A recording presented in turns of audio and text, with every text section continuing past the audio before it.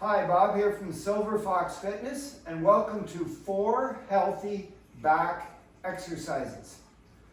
Now, you don't have to remember the names of all your muscles that are going to be worked today to support your low back, but I will review a few.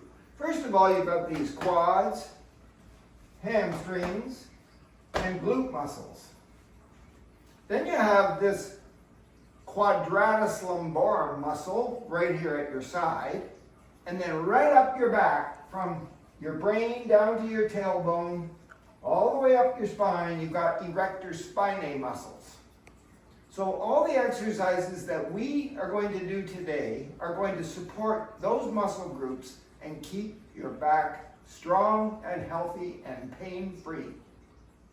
This exercise is known as the bum walk. Yes, I'm sitting on my bum or my glutes, and I'm going to walk on the floor.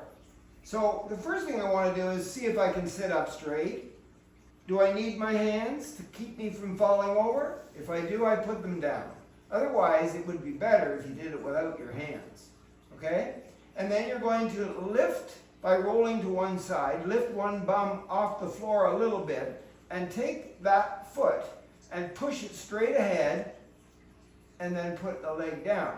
Then you roll to the other side, lift the leg, push the bottom of your foot straight ahead, and it turns into a little bit of a walk on the bum on the floor. Remember, you can use your hands so you don't roll over. You're not going too fast. I've got a really bony bum because I can hear the bones in the bum talking to the muscles. I'm not really passing gas here. So I walk maybe 10 bum steps, stop for a sec, see if I'm okay, and then I'm going to walk backwards. Roll, lift your bum up, and pull your leg in, your straight leg in. Other side. Notice my legs are not bending, and I'm walking backwards with my bum. Trying to breathe comfortably. Use my hands if I have to. Let go if I want to. So what you have to remember is that you're going to keep your legs as straight as you can the whole time, whether you're going forward or backwards. And your feet are like that so you can push that way or pull the leg back with your hips. So let me just do a few more forward ones. I roll, push my leg as I lift my bum, put it down. Roll, push, down. Roll, push, down. Roll, push, down. And when I come back, roll, pull my leg in. I don't bend it. Pull it in, down. Baby bum steps. Have fun with that one. This exercise is called the pelvic hike up and the pelvic drop down. Okay, the hike up and the drop down. You need a step for this. You don't need a whole lot of steps. You just need one step. It doesn't have to be that high. You need something to hold on to. All I'm going to do is stand sideways on this lower step here and let one of my legs dangle over the edge, keeping both of my legs really straight and firm. No bending at the knee, none of that. It's all in the hip. And I'm going to hold on, standing in my best posture, and then I'm going to hike up my hip, maybe count to 3 seconds, and then slowly bring it back into neutral, and then drop down. 3 seconds, bring it back to neutral. That will be 1. So I'll do a few of them for you. I'll talk. You won't see me from the chest up. I'm just holding on to the railing. So here we go. All right, so I'm standing on the edge here with my foot, letting this leg hang over the edge here, holding on so I'm in my best posture possible.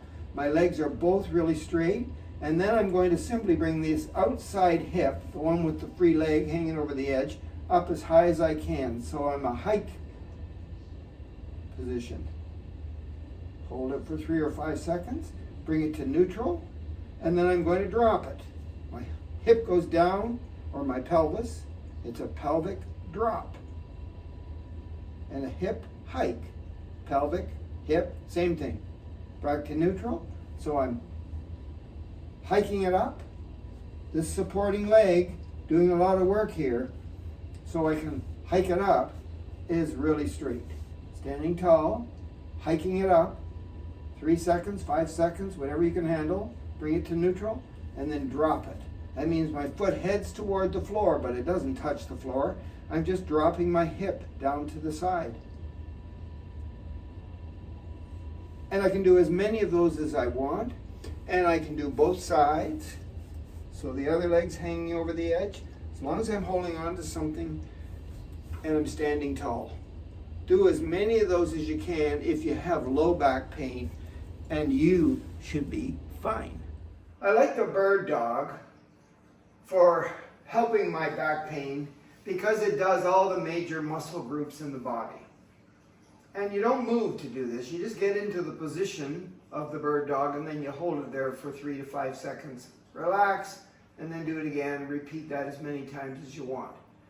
Or you could just repeat it 3 times, say, and hold each position for maybe 10, 15 seconds, or maybe longer, depending on your back pain. Or if you don't have any back pain, you just want to have a strong body, especially your low back, then do the bird dog. But it does most major muscle groups in your body.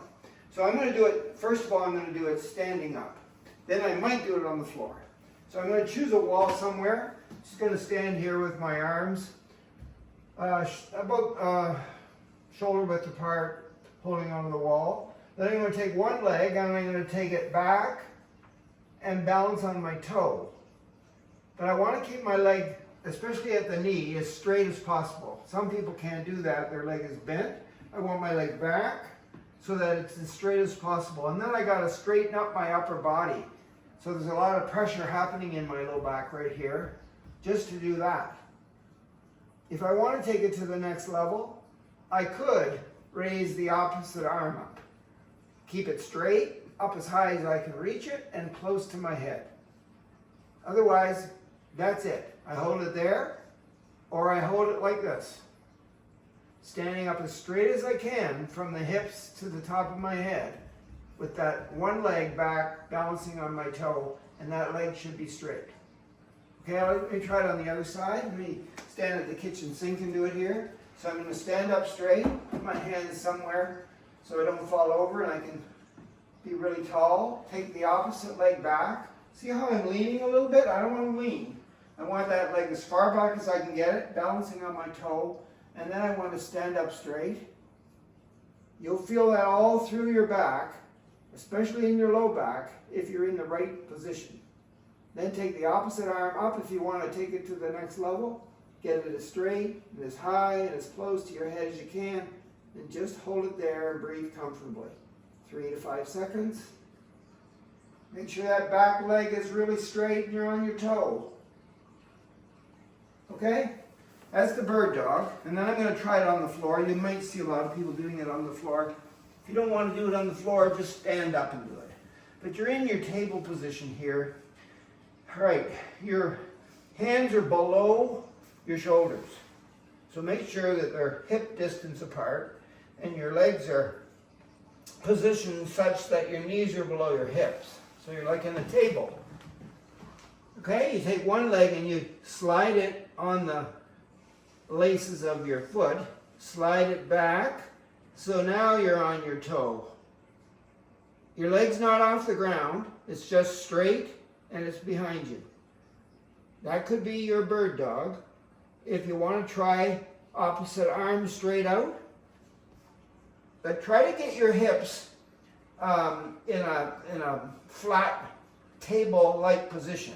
If you take your leg back like this, your hip might go up on that side. If you take your arm like this, your hip might go up on that side. You want it to be flat on top, a table right here in your low back. So that might be too hard for you. Maybe this is all you can do, but this is good. This is working your whole body. After you've maybe held it there for 3 to 5 seconds, relax, and when you're ready, check your position of your knees below your hips and your hands below your shoulders, and then slide your leg back as far as you can get it really straight, and then balance on your toe there, and just hold it there, hoping that your back is still in that table position. It's flat. Nothing's going to fall off the table. Take it to the next level. If you want to try this, you don't have to. It just makes it more complicated and more muscles are fired. But this is fine. This is fine. And if this is just too much for you and you don't want to be on the floor, do it standing up. Let's do this last exercise on our bed. Just in case you need a little nap. You won't have to go anywhere. You'll be ready for the nap. So it's called a hip flexor. Yes, the muscles between your hips and your femur. A hip flexor isometric. Isometric's just a fancy word for pushing and pulling into each other so that nothing moves. So we're going to lie on our bed and I'm going to get something to put underneath my head so I can try to get my head in neutral. I don't want my head up like this and I don't want it back like this. I want it nice and neutral with my spine. So I'm going to use my alligator here, crocodile. I'm going to lie on my bed. All right. Good. That feels good. And then I'm going to take one leg, this one. I'm going to bend it and put my foot flat on the bed. That's a good position to be in if you ever have back pain. Lying on your back, on your bed, with your legs bent. But I'm not going to put this one down. I'm going to bend it, but I'm going to put it up like this so that my knee is pointing straight at the ceiling. You got that? So both legs are bent, and it looks like this. And then I'm going to push my knee back toward my head here. And as I do that, I'm going to push my leg away from my head.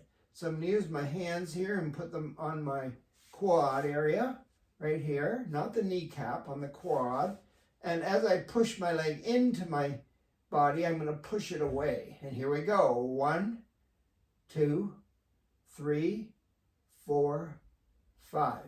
Rest. Everything's really tight when I do that. Got it? So now I'm going to bend one leg, this one, put my foot flat, lift this one up, bent knee pointing to the ceiling. And before I push it in like this, I'm going to get my hands in the right spot, not on my kneecap, the top of my knee, but on my quad here. There's a tendon right there. I'm going to get my hands on the tendon. Ready, push in, push away, ready, go. 1, 2, 3, 4, 5. And I would suggest you count too, because that way you're not holding your breath and you're doing some kind of breathing in and out. So let's try it one more time just so you can see what to do. So one leg is flat and bent. The other one's bent and knee pointing straight up. My hands are on the tendon. And when I'm ready to push back, I'm going to push away so nothing moves. Ready, go. 1, 2, 3, 4, 5. And that's once on each side is counted as 1 rep. You might want to do about 5 reps. And it's not really how many reps you do, it's maybe how many counts you do. So maybe you could do, let's do one more time. So this one here is going to be bent. I'll do it this leg up. Doesn't matter which one you do, you have to do both. Right? I'm going to put my hands on the tendon here, and as I push back, I'm going to push away, and I'm going to go 1, 2, 3, 4, 5. Keep pushing. 6, 7, 8, 9. Don't hold your breath. 10. Good work. Let's try the other one. When I'm ready. And push. 1, 2, 3. Isometric. 6, 7. Keep pushing. 8. Don't hold your breath. 9, 10. And relax. Got that? It's the hip flexor, which by the way are right here, isometric.